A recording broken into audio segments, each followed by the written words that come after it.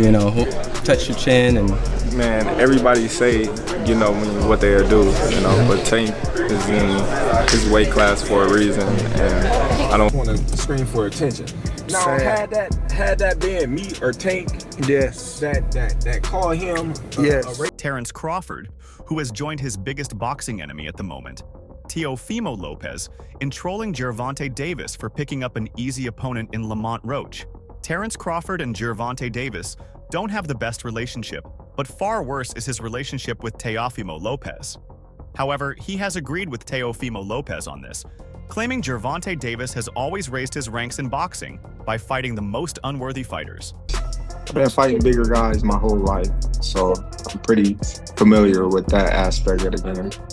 His Excellency didn't seem as into this. His Excellency didn't seem as into this in a division packed with boxing stars around it like Ryan Garcia, Isaac Cruz, Rayo Valenzuela, Devin Haney, Vasily Lomachenko, and Shakur Stevenson. Gervonta Davis could only cherry-pick Lamont Roach as his preferred opponent, a choice that'll probably be more controversial than the match itself. Expectedly, Gervonta Davis would win by knockout, increase his boxing record to 29 knockout wins in 31 fights, and clamor for a better ranking on the pound-for-pound list. This exactly is what doesn't sit well with Terence Crawford. Let's get in there. I don't know. I just think, you know, his punch power and his physical size is the only thing that I really. Who believes Gervonta Davis should do better with his opponents. Crawford said in an interview, "Tank is Tank, and he knows how he does his things. He shouldn't just expect respect when he's rated low. He should grow some balls and fight the guys fans want." Many fans have said Terence Crawford is probably doing this as revenge against Tank. It's like I'm supposed to be called out, you know. You know, when you look at all the great fighters, they was getting called out by everybody from different weight classes. So it's nothing, you know, that I'm not surprised about. But Tank would be something that, you know, he said he'll. Who had once called him out and said he would knock him out. But really, it's not just Terence Crawford saying this. Even Teofimo Lopez is of this opinion as well. Two enemies won't agree on the same thing if it's not true. Two-division champion Teofimo Lopez, who just indicated he was ready for a confrontation later this year. End of 2025, that's what we're aiming for.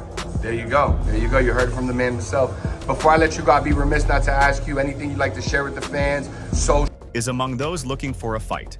In a recent interview with Fight Hype, Lopez questioned Davis's faith in facing elite opponents. At the end of the day, man, eat your words. Take it in.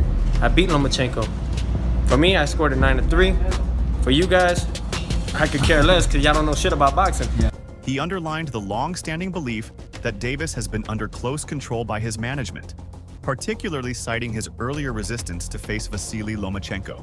The main hole that they have, they don't believe in themselves. How many times did they say that Tank Davis was not ready for Loma? That they had to prep him? How many times did Mayweather have to speak for Gervonta Tank Davis? I'm just speaking facts. When it's there, it's a different story.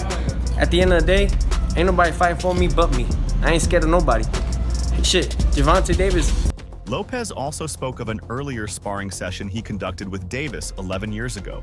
Whereas Davis was already a professional fighter at 18, Lopez was just 15 at the time.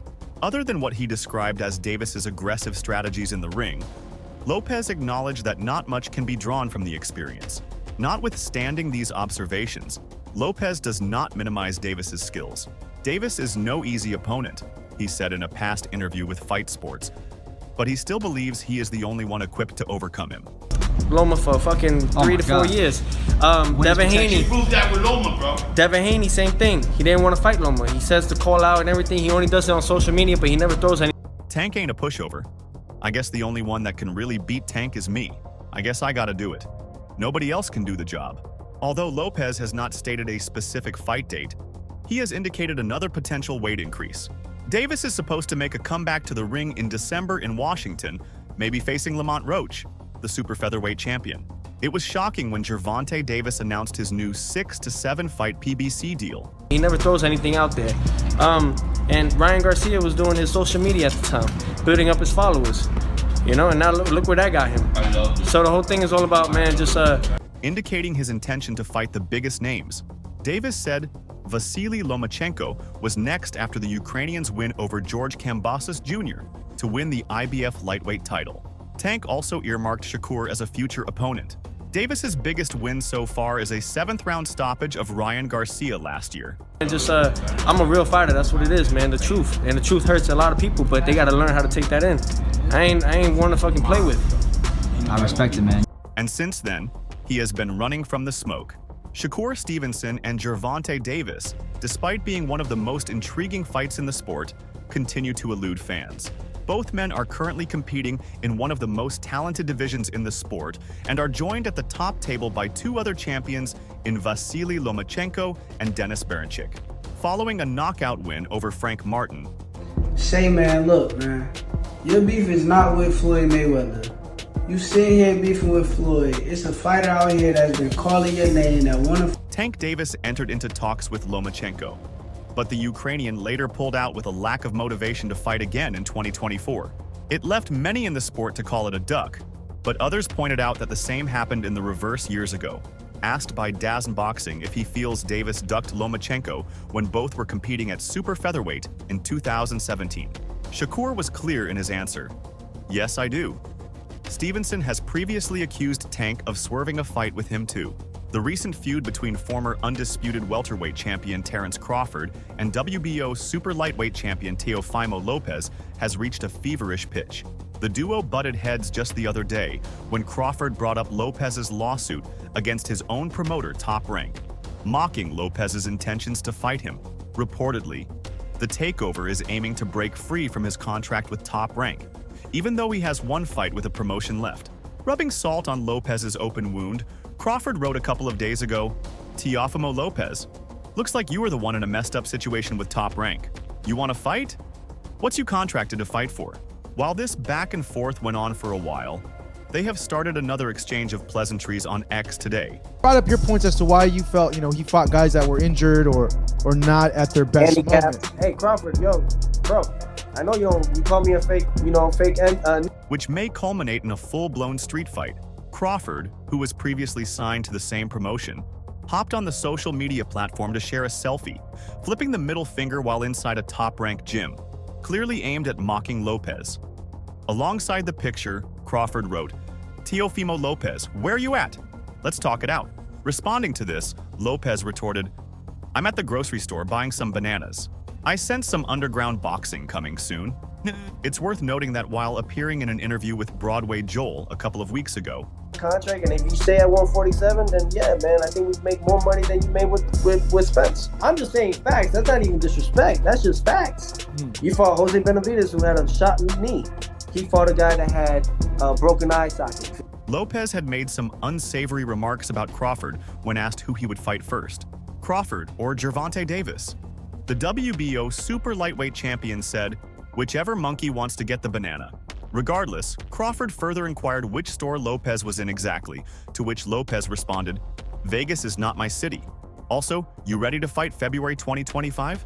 Ignoring Lopez's question, Crawford decided to focus on Lopez's banana remark, which was previously criticized for being racist. "You live here, right? Let me see what kind of bananas you got over there." That's not right, man. And somebody need to beat his ass, dude. He gonna get his ass beat. He close to getting his ass beat. Hey, listen though, T.O. Crawford wrote back. As their animosity threatens to boil over into a street brawl, things just escalated even further. Following this exchange on X, Lopez seemed to have had enough of Crawford's veiled threats and wanted him to agree to fight in the ring in February next year. Lopez went as far as to rope in His Excellency Turki Al-Sheikh into the mix. It's worth mentioning that Crawford had previously agreed to fight Lopez if he defeated Crawford's last opponent, Israel Madrimov. Nonetheless, Lopez tweeted back at Bud, writing, "Nah, old head, enough games. We are lacing up to fight. The people want to see you put me on a stretcher. Boxing. So, what are we doing? Feb 2025, Turki Al-Sheikh." It appears Lopez's wish was partially granted when Crawford agreed to the deal. "I can do that, right? That's what they want to see, you and your daddy," Crawford wrote back.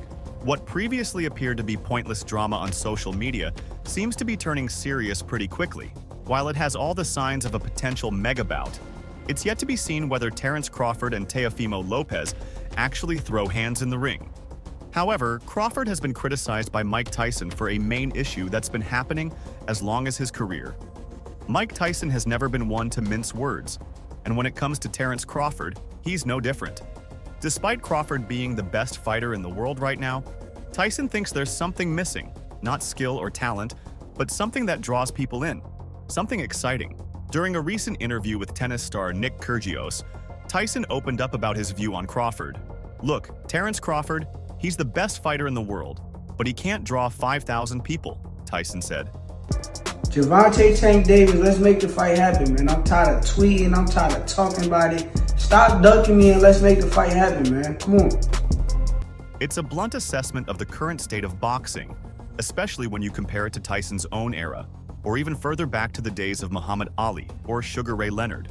Tyson remembers a time when being the best fighter also meant being able to fill an arena and light up the sport in a way that made the world pay attention. Back in the 80s, it wasn't just about skill in the ring, it was about showmanship, about delivering the kind of fights people would talk about for years. We made a lot of money when we were fighting, for our time, Tyson explained, noting how smaller fighters like Roberto Duran or Tommy Hearns were pulling in serious money because they had both the skill and the ability to captivate a crowd. These guys were making $15 million in the 80s. That's like $45 million now. But times have changed. Tyson argues that while more people can watch fights now thanks to technology, something's been lost in the process. Crawford, for all his talent, just doesn't have that magnetism, that electricity in the ring, that Tyson believes separates the great from the legendary. You have to be entertaining, you have to be exciting, Tyson said, adding that without that, even the best fighters will struggle to pull in a crowd. He likened watching some of these fighters to watching grass grow. Crawford's recent bout against Israil Madrimov in Saudi Arabia did little to change this perception. While it was billed as a big event, questions remain about how well it actually sold. Pay-per-view numbers weren't earth-shattering, and the attendance figures are still murky. Tyson's comments suggest that for all the talent in the world, Crawford just doesn't have the pull of past champions. Tyson isn't saying Crawford isn't good, far from it. He acknowledges that Crawford is the best in the world right now, but being the best fighter doesn't automatically make you the most exciting. And in boxing, excitement often drives the sport as much as raw talent does.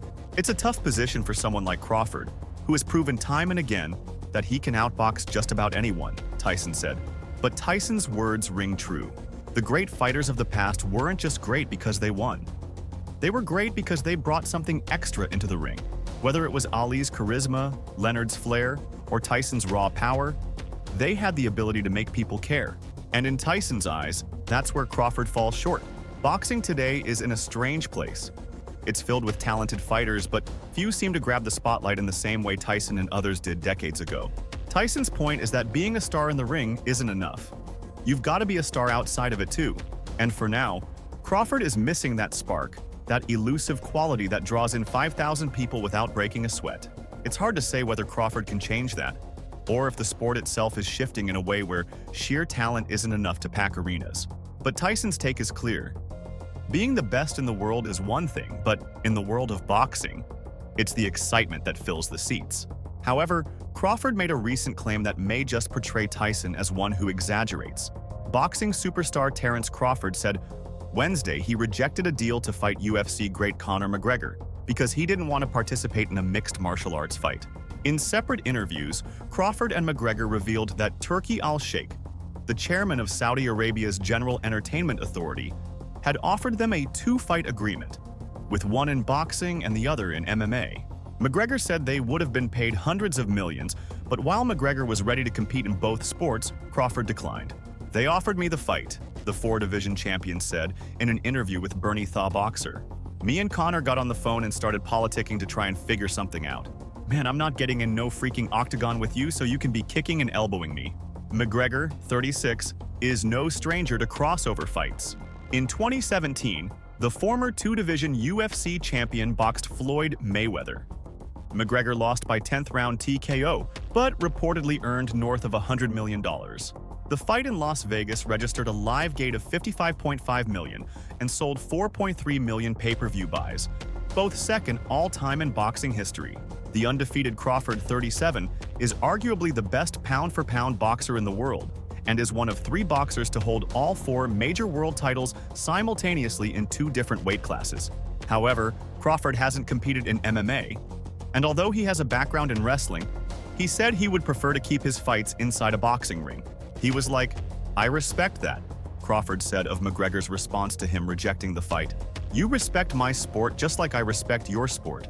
You understand that if you got in the octagon with me, you would be at a disadvantage, just like if I got in a boxing ring with you, I'd be at a disadvantage." McGregor corroborated the story during a live stream with DualBits. Although McGregor said he harbored no ill will toward Crawford for the decision. Full division world champion tonight. Why are you a fan of Terence Crawford? He's improved himself over the years. He's a great all-around fighter. He's been very successful. He made sure to tell him what he left on the table. "We would have made a whole ton of money," Crawford said, referring to what McGregor told him. McGregor is recovering from a toe injury that delayed his highly anticipated return to the octagon against Michael Chandler at UFC 3003 in June. It's not known who his opponent will be when he ends his 4-plus-year hiatus from MMA. Crawford is coming off a unanimous decision victory over Israel Madrimov in August. He has been targeting a massive showdown with Canelo Alvarez, but no deal has been made for that fight. Talking about Terence Crawford's next fight, his most likely opponent is Sebastian Fundora, who defeated Tim Tszyu to become a unified world champion in the super welterweight division. The two men look set to meet in a title unification in the near future, after the WBO announced they had been given a 10-day extension to continue negotiations. Fundora became WBC and WBO super welterweight champion with a split decision win over Tim Tszyu back in March, while Crawford defeated Israel Madrimov in August to win the WBA super welterweight title. Bud ruffled feathers last week when he claimed he had heard Fundora had been knocked out in sparring by Madrimov. "If Fundora is licking his chops over my performance with Madrimov, then I should be licking my chops because Madrimov knocked Fundora out in sparring. So who should be licking their chops?" That's what I heard. The 6'5" southpaw, Fundora, has now hit back at that theory in a post on X. Fundora shared a past interview where Madrimov discussed the competitive spar, in which he said Fundora was very technical and hard to hit. The 154 LBS champion attached a simple one-word message: respect. Fundora's manager, Samson Lukowicz, also hit out at Bud, telling Lance Pugmire that Crawford should be putting his focus elsewhere. The fight is already going to happen. It's bad business for Crawford to be trying to make a unified world champion look bad by spreading stupid rumors. You're 37 years old, spend your time training instead. You're going to need it. Before that Terence Crawford fight, Fundora was considered one of the best fighters in the world. The planned fight between Crawford and Fundora appears to have ruled out the chance of seeing Bud face Canelo Alvarez next, despite some very public callouts in recent months. Crawford also surprised some onlookers this week when he announced that he had been offered a fight with another huge name, but that he turned it down and has no intention of taking it.